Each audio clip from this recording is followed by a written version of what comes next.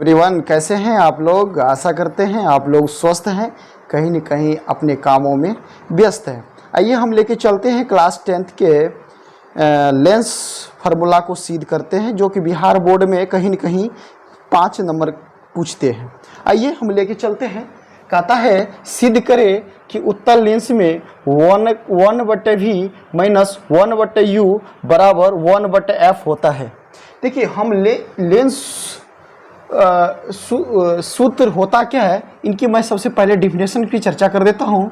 इसका जो लेंस सूत्र कहते हैं, इसको कहते क्या है, तो याद रखिएगा भी वस्तु की दूरी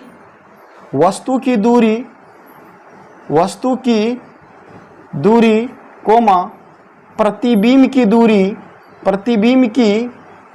दूरी एवं फोकस दूरी के बीच जो संबंध को दिखाता है, इन रिलेशन को बताता है, उसे हम लेंस सूत्र कहते हैं। तो लेंस सूत्र होता है कि 1/v माइनस 1/u बराबर 1/f। चलिए, ये तो आसान है, ये डिफिनेशन तो लिख सकते हैं।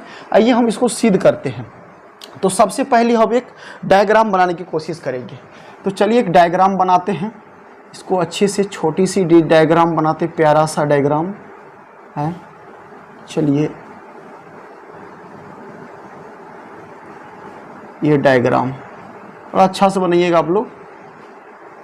आइए इसको एक सीधा प्रिंसिपल एक्सिस खींच देते हैं, मुख्य अक्ष, और एक द्वारक बना देते हैं। ठीक है, यहाँ ऑप्टिकल सेंटर। यहाँ देखिए ऐसी डायग्राम लेंगे जिसकी वस्तु की दूरी और प्रतिबिंब की दूरी और उसकी हाइट दोनों इक्वल हो जाए। 2f1 इंटू फोकस 1, और यहाँ से कोई एक वस्तु ले लेंगे प्यारे, यहाँ से, और यहाँ से ठीक आपतित किरण ऐसे खींच देंगे। इसके बाद अगर लेंस में गया तो लेंस के बाद जो दूसरी सतह में जाता है तो ये फोकस से होकर के गुजर जाता है। चलिए, अगर हम ये ऑप्टिकल सेंटर से भेजा जाए, केंद्र से भेजा जाए, तो ये सीधा क्या होता है, केंद्र से ही बिलोंग कर जाता है। चलिए प्यारे है, चलिए देखिए कितनी आसान है। अब यहाँ पर देखिए क्या है, यहाँ पर F2 है, और जो यहाँ पर कटा है यहाँ पर क्या है, 2F2 है, और इसका नामकरण हम कर देंगे।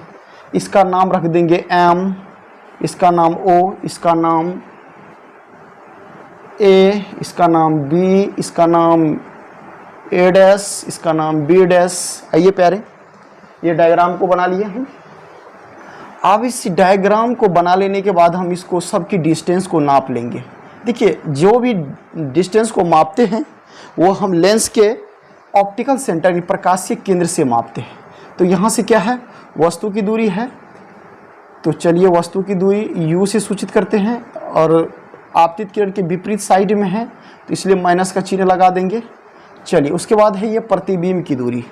यहाँ से आया प्रतिबिंब की दूरी, जिसको v से सूचित करते हैं। चलिए अब देखिए यहाँ से क्या है, यहाँ से आपकी फोकस है, तो इसको स्मॉल f से सूचित करते हैं, है कि नहीं। इधर भी फोकस है, उस साइड की फोकस ले लेंगे तो बेहतर रहेगा। चलिए हम इसको सीधा ज़्यादा समय लेते हुए आगे बढ़ते हैं। अब देखिए यहाँ से लिख सकते हैं प्रूफ, PROFF प्रूफ। यहाँ लिखेंगे लेंस से किसकी दूरी, लेंस से वस्तु की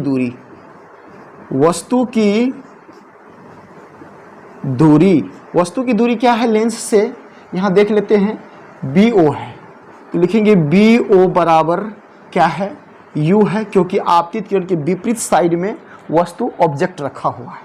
अब लिखेंगे लेंस से प्रतिबिंब की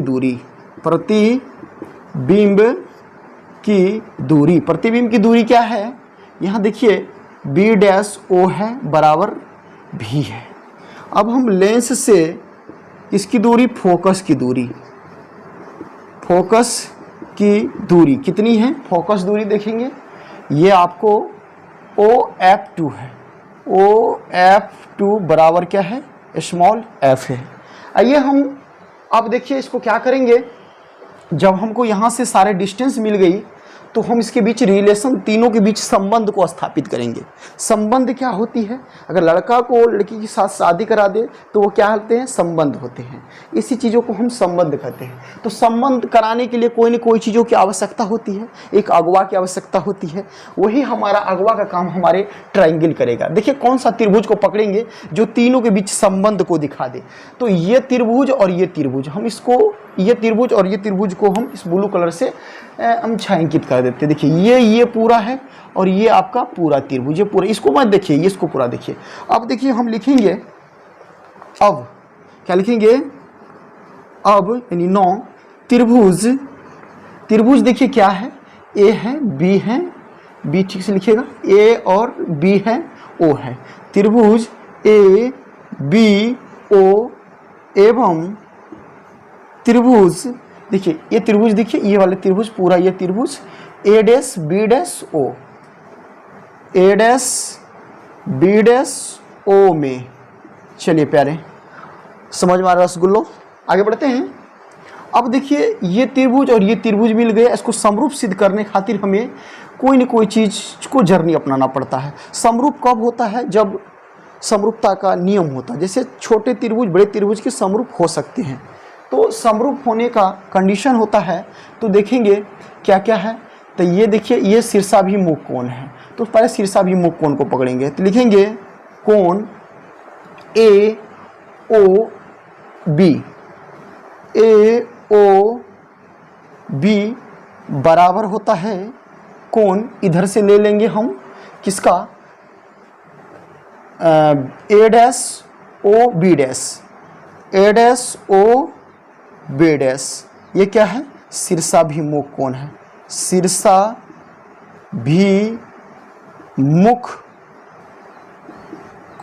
कोण या संगत कोण हो सकता है।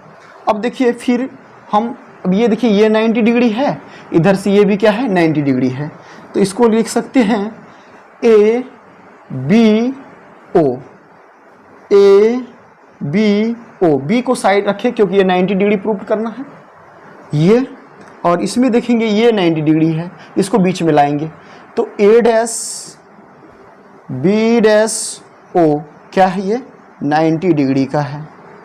चलिए क्योंकि मुख्य अक्ष के जो परपेंडिकुलर लंबवत है, आइए हम बात करते हैं। जब ये हो गया तो ये दोनों त्रिभुज क्या होगा, समरूप होगा, लिखेंगे इसलिए त्रिभुज ए बी ओ समरूप, ये समरूप का ये सिंबल होती है, नागिन डांस करवा दीजिए।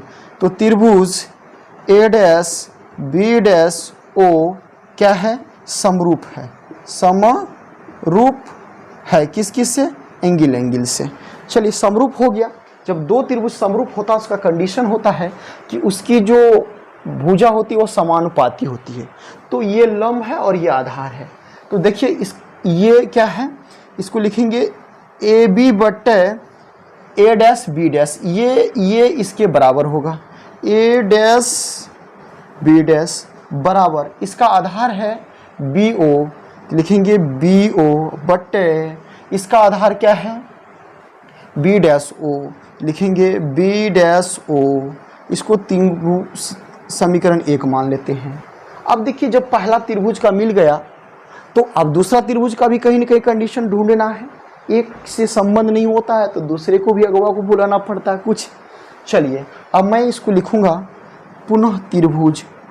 पुनः त्रिभुज क्या क्या है, पुनः त्रिभुज देखिए आप कौन कौन सा त्रिभुज को पकड़ूंगा जो कि हमारे बीच रिलेशन को स्थापित कर दे। देखिए ये त्रिभुज, ये त्रिभुज, ये त्रिभुज, ये त्रिभुज को पकड़ूंगा, ये पूरा त्रिभुज, ये त्रिभुज को, इस तो हम निकाल सकते हैं, क्या निकाल सकते हैं, एम ओ F2 एवं त्रिभुज ए डैश बी डैश F2, ए डैश बी डैश F2। अब देखिए इसमें अब क्या करना है, इसमें भी समरूपता सिद्ध करना है। तो समरूपता सिद्ध करने के लिए इसका भी कंडीशन यही निकाल लेंगे। देखिए ये शीर्षाभिमुख कोण है तो लिख सकते हैं कोण एम न होगा एम F2O एम F2O बराबर क्या हो जाएगा, अब इसका भी निकाल लेंगे, कोण A डैश F2 क्या, उसके बाद क्या होगा B डैश, ये क्या है शीर्षाभिमुख कोण है। चलिए उसके बाद देखिए अब इसके अनुरूप लिख सकते हैं, इसका भी ये 90 डिग्री है, इसका भी ये 90 डिग्री है, लिख सकते हैं शीर्षाभिमुख कोण निकलेंगे। तो अब क्या हो जाएगा MOF2 ये M है, उसके बाद बराबर है A dash B dash F2 कोण A dash B dash F2 ये क्या है 90 डिग्री है। देखिए अब ये 90 डिग्री है, तो अब क्या करेंगे, इसका भी यही होगा। जब दो समरूप हो गया है तो समरूपता का कंडीशन होता है, कंडीशन क्या होता है, तो ये जानकारी लेंगे हम यहाँ से, इस कंडीशन को मैं यहाँ से निकालूंगा। देखिए क्या है, अब देखिए ये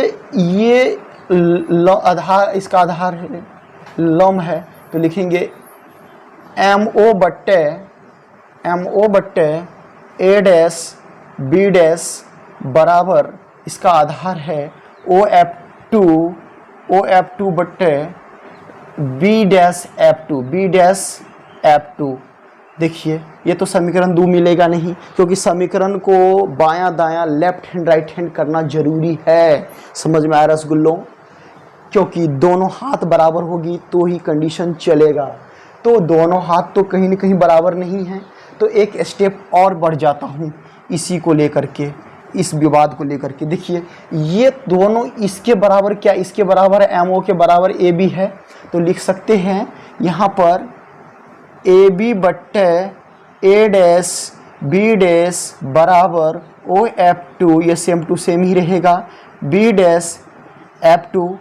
और इसको लिखेंगे कहाँ, कैसे किए हैं, लिख देंगे जहाँ देखिए MO के बराबर AB हम लिखे हैं, इसको समीकरण 2 लिख सकते हैं। रसगुल्लों कितना आसान है।